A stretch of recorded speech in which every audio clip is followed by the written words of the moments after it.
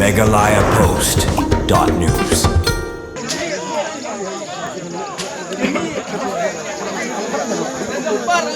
We from the Elaka Sutra, we have something to say before we start the meeting. Please let us share.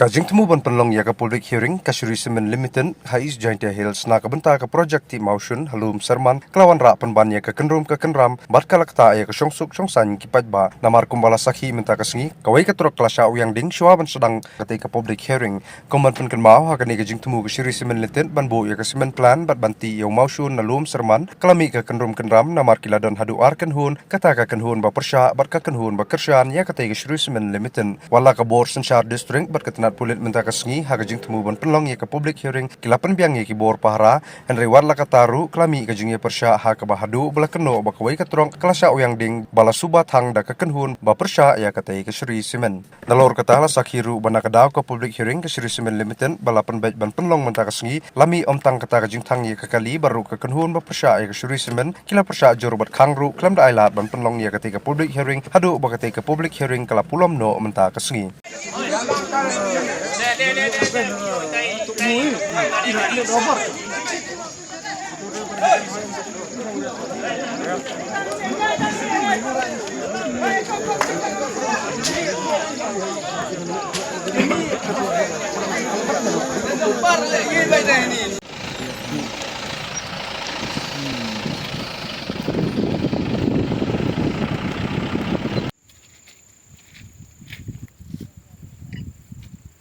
tim ga puesta de puede puesta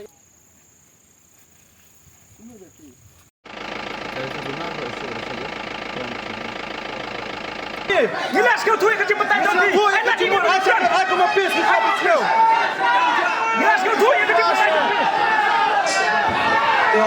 I'm a piece.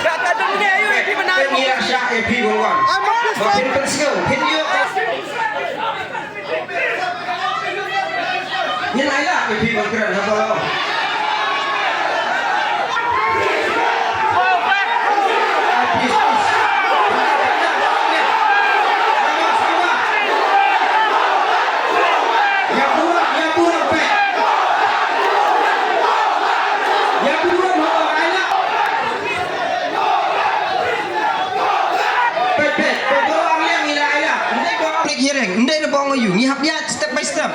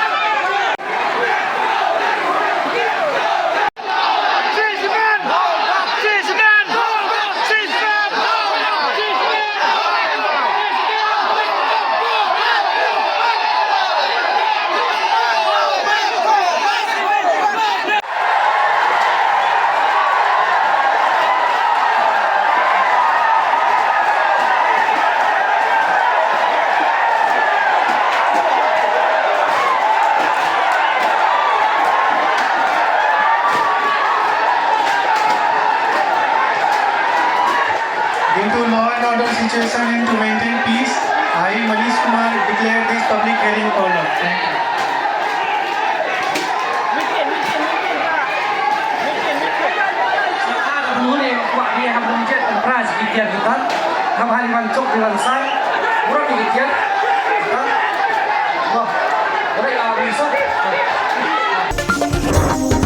MeghalayaPost.news.